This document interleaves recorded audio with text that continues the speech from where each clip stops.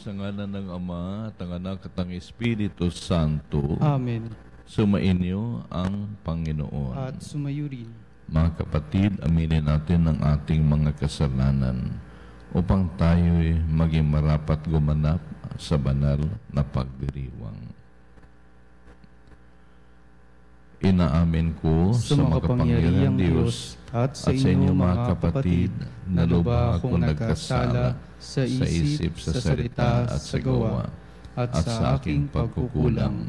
Kaya sinasamo ko sa mahal na Birheng Maria, sa lahat ng mga anghel at mga banal, at sa inyo mga kapatid, na ako'y ipanalangin sa Panginoong ating Diyos. Kaawaan tayo ng makapangyarihang Diyos, patawarin tayo sa ating mga kasalanan, at patubayan tayo sa buhay na walang hanggan. Amen. Panginoon, kaawaan mo kami. Panginoon, kaawaan mo kami. Kristo, kaawaan mo kami. Kristo, kaawaan mo kami. Panginoon, kaawaan mo kami. Panginoon, kaawaan mo kami. Manalangin tayo. Ama naming makapangyarihan, ipagkalubong lagi naming ikaligayang ikaw ay paglingkuran, sapagkat walang maliw at walang kahulilip ang kasiyahan kapag sumasamba kami sa iyong kapangyarihang nagpapairal sa tanang sanlibutan. Sa pamamagitan ni Jesucristo kasama ng Espiritu Santo, magpa sa walang hanggan. Amen. Ang simula ng aklat ng pahayag. Ito ang paghahayag ng Diyos kay Jesucristo at kanya namang inihayag kay Juan na alipin niya sa pamamagitan ng anghel. Ang layo ng paghahayag na ito'y ipabatid sa mga alipin ng Diyos ang mga bagay na malapit nang maganap. Ito ang patotoo ni Juan sa nakita niya tungkol sa inihayag ng Diyos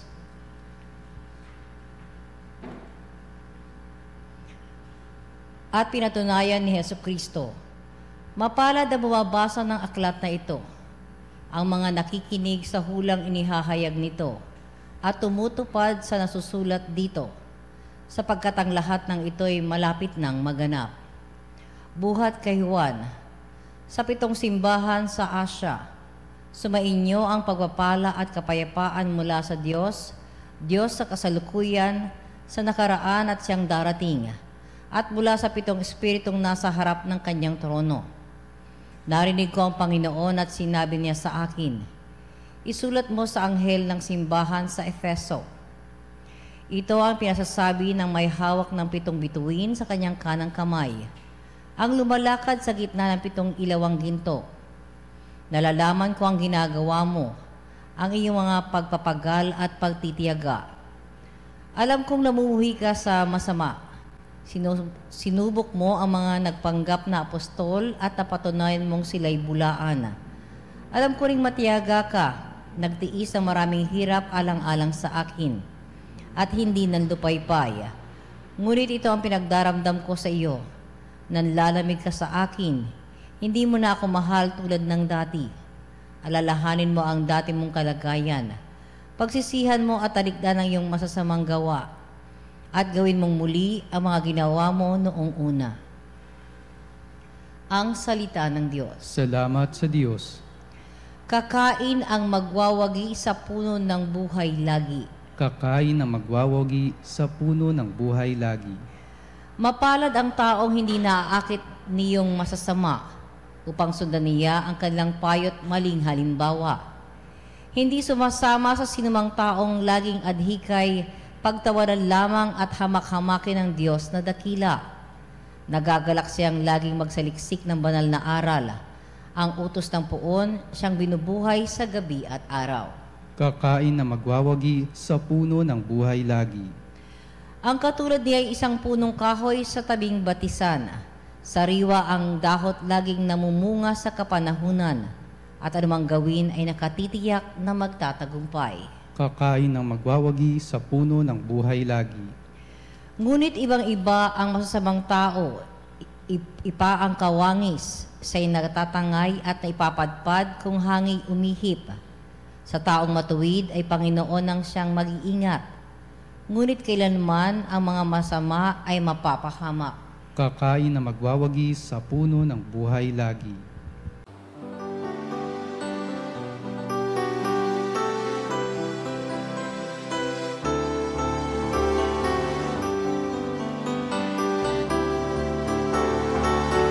Alleluia, alleluia, alleluia,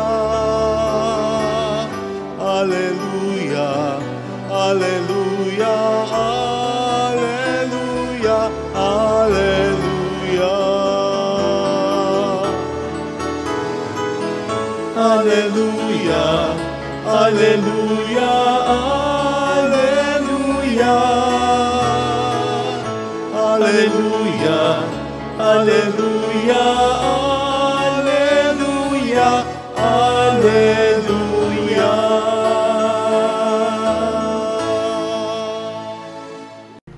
Sinabi ni Jesucristo, ako ang ilaw ng mundo at buhay ng alagad ko. Sumainyo ang Panginoon. At sumayo rin. Ang mabuting balita ng Panginoon ayon kay San Lucas. Papuri sa iyo, Panginoon. Malapit na si Jesus sa Jericho at dooy may isang lalaking bulag na nakaupo sa tabi ng daan at nagpapalimos. Nang marinig nitong nagdaraan ang maraming tao, itinanong niya kung ano ang nangyayari. Nagdaraan si Jesus na taga Nazaret, sabi nila, at siya ay sumigaw, Jesus, anak ni David, mahabag po kayo sa akin. Sinaway siya ng mga nasa unahan, ngunit lalo pa niyang nilakasan ang sigaw. Anak ni David, mahabag po kayo sa akin. Kaya tumigil si Jesus at iniutos na dalhin sa kanya ang bulag. Inilapit niya ito at tinanong ni Jesus, ano ang ibig mong gawin ko sa iyo? Panginoon, ibig ko po sana'y manumbalik ang aking paningin. Sagot niya. At sinabi ni Jesus, mangyari ang ibig mo. Pinagaling ka dahil sa iyong pananalig. Noon din nakakita siya at sumunod kay Jesus at nagpasalamat sa Diyos. Nang makita ito ng mga tao, silang lahat ay nagpuri sa Diyos. Ang mabuting balita ng ating Panginoon. Pinupuri ka namin, Panginoong Hesukristo. Meron palang nag-message sa akin na hindi ko nasagot kahapon dahil ang misa ko kahapon ay 6. Hindi pa kasama yung binyag at saka yung travel. Dahil humahataw ako sa misa ngayon dahil marami akong babayaran na utang. So, yung nag-message sa akin, na-intriga lang siya na yung misa daw sa Veritas, mayroong nakasulat, Healing Mass. Doon siya curious sa salitang Healing Mass. At sabi niya, talagang totoo ba na ang misa ay isang healing mass? Sabi ko, totoo naman yun kasi bago tayo tumanggap ng communion, sinasabi natin, Panginoon, hindi ako karapat-dapat magpatuloy sa iyo. Ngunit sabihin mo lamang at gagaling na ako. Kaya doon po nanggaling ang expression na healing mass. Yung ating gospel ngayon ay tungkol sa isang healing, isang bulag. At yung ating unang pagbasa, it's the power of God to cure all kinds of sicknesses. Kaya malaki po ang ating pananampalataya sa Panginoon, lalo na sa mga may sakit. excuse me. Dahil ang sakit po ay hindi natin alam kung saan ang gagaling. Bigla na lang dumarating sa tao ang sakit. O kaya, iniimbento ba ito ng mga health profession? Iniimbento ba ito? Naging complicated na mga sakit ngayon. Halimbawa, yung monkeypox. Meron namang lumabas ngayon sa Amerika na ibang klaseng monkeypox. Isang pasahero galing sa Congo, Africa, pumunta sa Amerika, natuklasan yung kakaibang uri ng monkeypox. Chickenpox is smallpox. Pero at least may gamot, no? Monkeypox, chickenpox, saka smallpox. Ang walang gamot yung twopox. May gamot ba ng twopox? Ang daming tino-twopox ngayon. Walang ospital sa twopox. Hindi alam natin kung saan talaga. Misteryo itong sakit ngayon. Meron naman akong kapitbahay sa Bohol, 93 years old babae. Araw-araw naman nagja-jogging. Walang maintenance. Walang maintenance araw-araw. Kaya, tinanong ko siya na ako'y umuwi last week. Pakishare naman ng lifestyle ng buhay mo. Lola, tawag namin sa bayan namin Lola. Sabi niya, wala naman akong, kumakain ako ng karne, kumakain ako ng kahit ano, gulay, isda, uminom ako ng tuba. Alam niyo yung tuba, yung coconut wine. Uminom ako ng tubig, wala akong pili, wala akong diet. 93 years old, walang maintenance.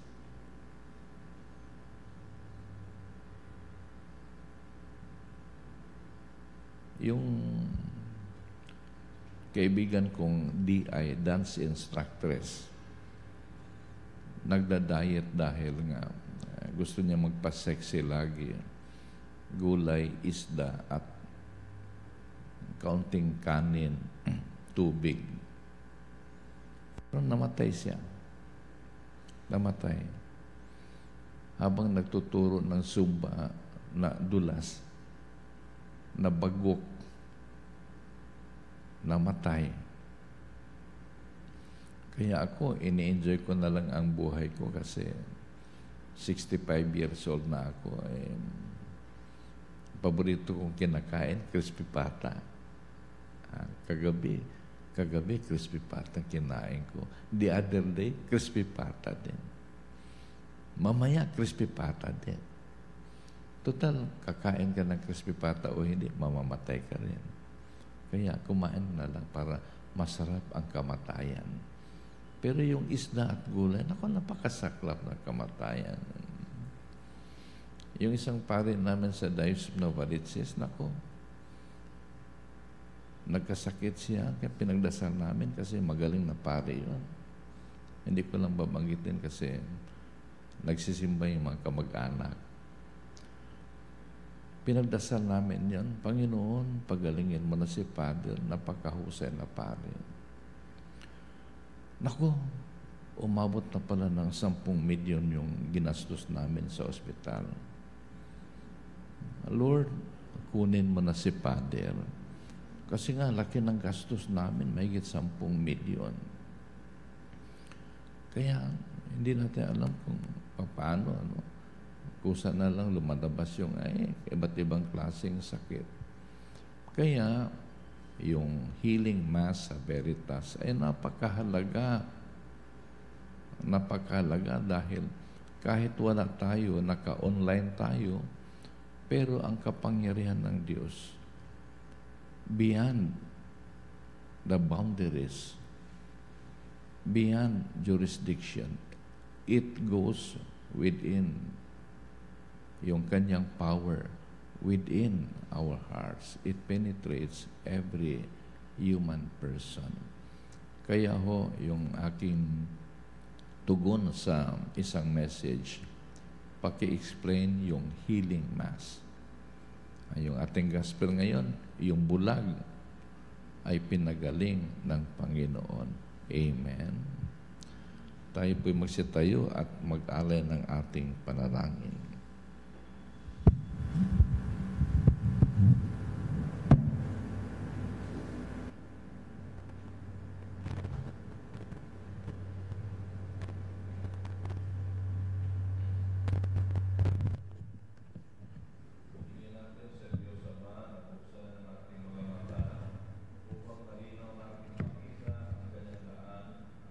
Niya, siya ng buong puso.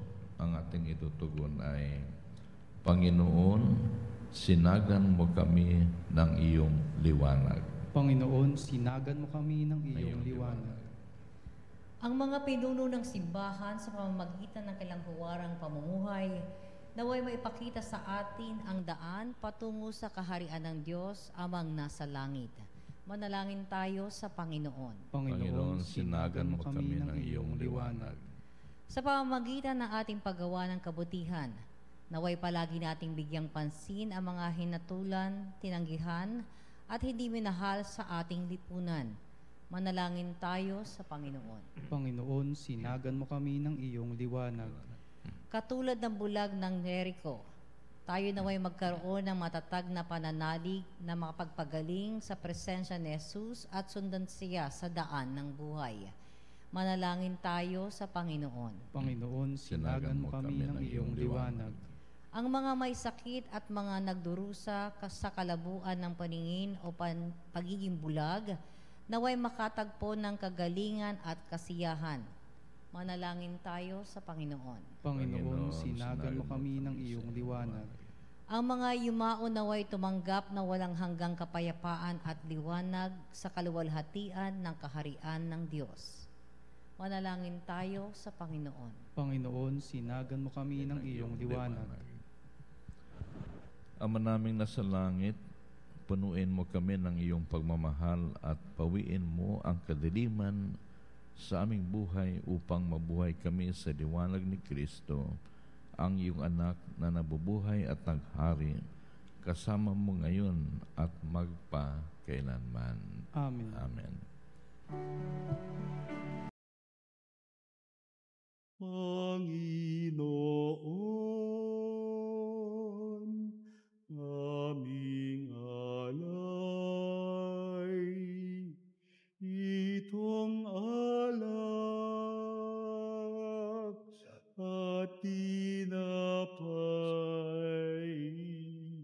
sa altar mo ilalagay, tanggapin sa iyong kamay, alay namin, aming buhay, bawat galak at lumbay, bawat pangarap naming taglay, sa palad mo ilalagay. Manalangin tayo mga kapatid upang ang paghain natin ay kalugdan ng Diyos amang makapangyarihan. Tanggapin nawa ng Panginoon itong paghahain sa iyong mga kamay, sa kapurihan niya at karangalan sa ating kapakinabangan at sa buong sambayanan niyang banal.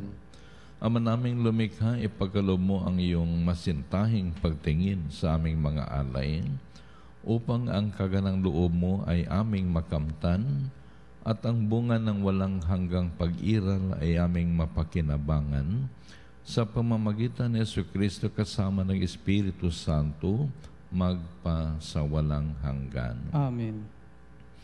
Sumainyo ang Panginoon. At sumayo rin. Itaas sa Diyos ang inyong puso at diwa. Itinaas na namin sa Panginoon. Pasalamatan natin ang Panginoong ating Diyos. Marapat na siya ay pasalamatan. Ama naming makapangyarihan, tunay nga marapat na ikaw ay aming pasalamatan. Ikaw ang lumikha sa tanan. Ikaw ang nagtakdang magkaroon ng gabi at araw. Gayon din ang tag-init at tag-ulan. Ikaw ang humubog sa tao bilang iyong kawangis na mapagkakatiwala ang mga siwa sa daigdig. Ikaw ngayon pinaglilingkuran sa pagganap sa pananagutan ng iyong pinagtitiwalaan sa pamamagitan ng anak mong mahal. Kaya kaisa ng mga anghel na nagsisiawit ng papuri sa iyo, nang walang humpay sa kalangitan, kami nagbubunyi sa iyong kadakilaan.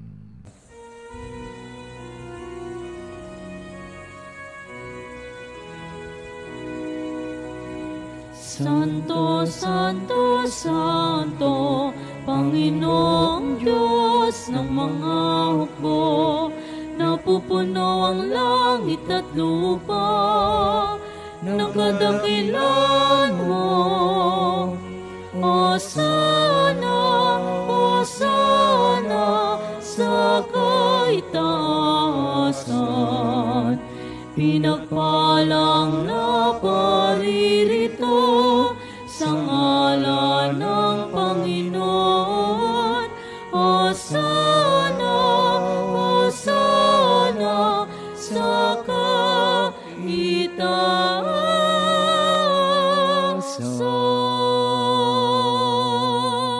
Ama naming banal, ikaw ang bukal ng tanang kabanalan, kaya't sa pamamagitan ng iyong Espiritu, gawin mong banal ang mga kaloob na ito upang para sa amin ay maging katawan at dugo ng aming Panginoong Hesukristo.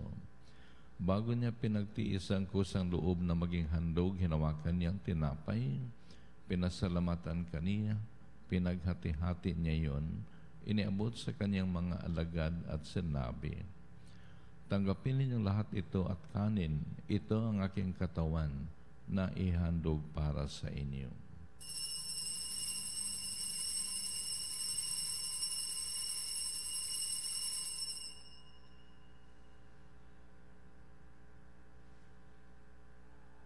Gayon din naman, nang matapos ang hapunan, hinawakan niyang kalis, muli kanyang pinasalamatan, iniabot niyang kalis sa kanyang mga alagad at sinabi, tanggapin ninyong lahat ito at inumin, ito ang kalis ng aking dugo.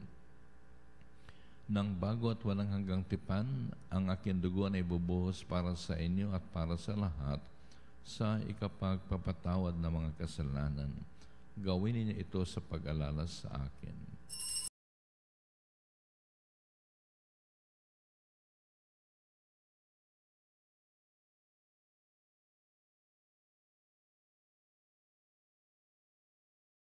Ipagbunya natin ang misteryo ng pananampalataya.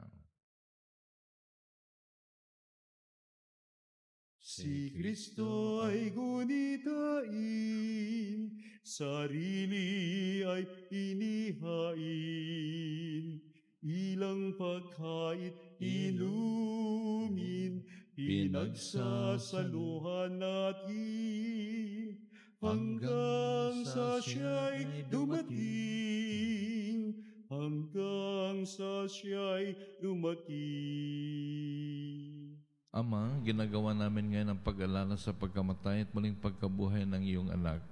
Kaya tinialay namin sa iyong tinapay na nagbibigay buhay at ang kalis na nagkakaloob ng kaligtasan. Kami nagpapasalamat dahil kami yung minarapat na tumayo sa harap mo para maglingkod sa iyo. Isinasamo namin kaming magsasalo-salo sa katawan na dugo ni Kristo ay mabuklod sa pagkakaisa sa pamamagitan ng Espiritu Santo. Ama, lingapin mo ang iyong simbahang laganap sa buong daigdig. Puspusin mo kami sa pag-ibig kaisa ni Francisco naming Santo Papa at ni Onesto na aming Apostolic Administrator at ng Tanang Kaparian. Alalahanin mo rin ang mga kapatid namin na himlayan, may pag-asang sila'y muling mabubuhay. Gayon din ang lahat ng mga pumanaw. Kaawaan mo sila at patuloyan sa iyong kaliwanagan. Kaawaan mo at pagdapatin kami lahat na makasalo sa iyong buhay na walang wakas.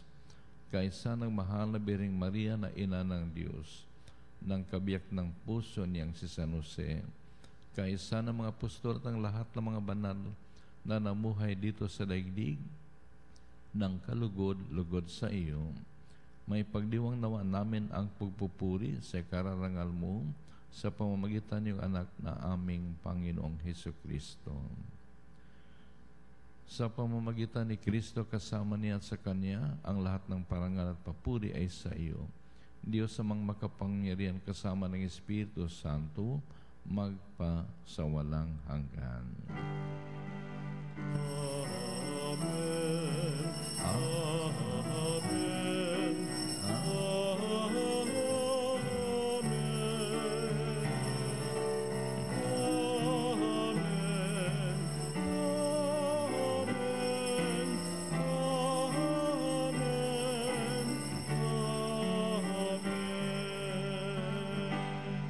Sa tagubilin ng mga nakagagaling na utos at turo ni Jesus na Panginoon natin at Diyos, ipayag natin ang lakas loob.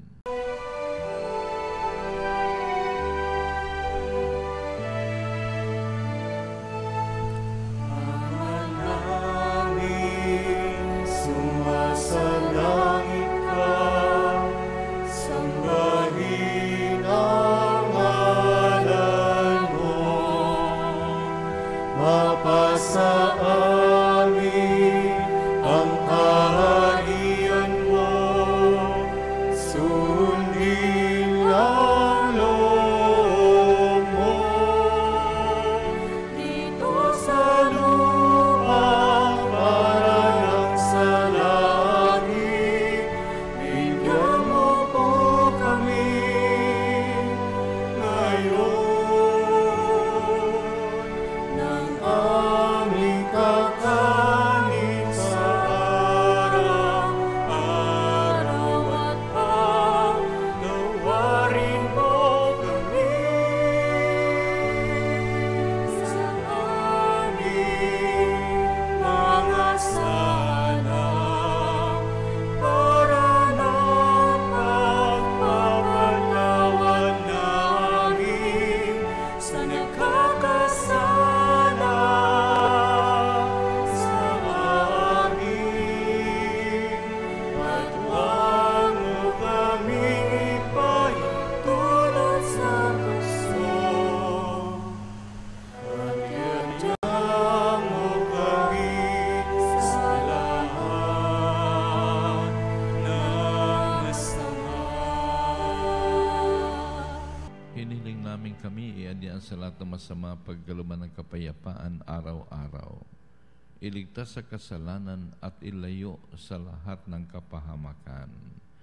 Samantalang aming pinananabikan ang dakilang araw ng pagpapahayag ng tagapagligtas naming si Jesucristo. Sapagkat iyong kaharian at ang kapangyarihan at ang kapurihan magpakailanman. Amen. Panginoong Jesucristo, sinabi mo si mga apostol, kapayapaan ang iniiwan ko sa inyo. Ang aking kapayapaan ang ibinibigay ko sa inyo. Tunghayan mong aming pananampalataya at huwag ang aming pagkakasala. Pagkaluban mo kami ng kapayapaan at pagkakaisa ayon sa iyong kalooban, kasama ng Espiritu Santo, magpa sa walang hanggan. Amen. Ang kapayapaan ng Panginoon ay laging sumainyo At sumayo rin. at magbigayan tayo ng kapayapaan sa isa't isa. Peace be with you. Peace with you. Peace. Kordero ng Diyos na nag-aalis ng mga kasalanan ng sanlibutan, maawa ka sa amin. Kordero ng Diyos na nag-aalis ng mga kasalanan ng sanlibutan, maawa ka sa amin. Kordero ng Diyos na nag-aalis ng mga kasalanan ng sanlibutan, ipagkaloob sa amin ang kapayapaan. Narito ang kordero ng Diyos na nag-aalis ng mga kasalanan ng sanlibutan, mapalad ang mga inaanyayahan sa kanyang piging. Panginoon, hindi ako karapat-dapat na magpatuloy sa iyo, ngunit sa isang salita mo lamang ay gagaling na ako.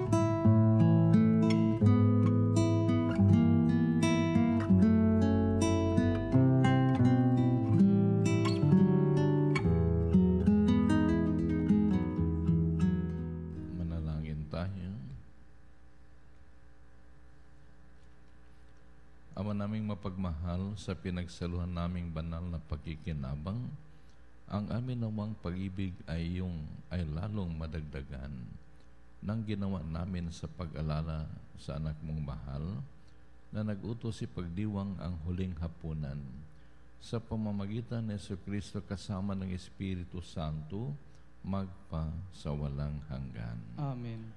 Sumainyo ang Panginoon. At sumayo rin. At sumainyo ang pagpapala ng dakilang Diyos, Ama, Anak at Espiritu Santo. Amen. Tapos ng misa, humayo tayo at dalhin natin ang pagmamahal ng Panginoon. Salamat sa Diyos.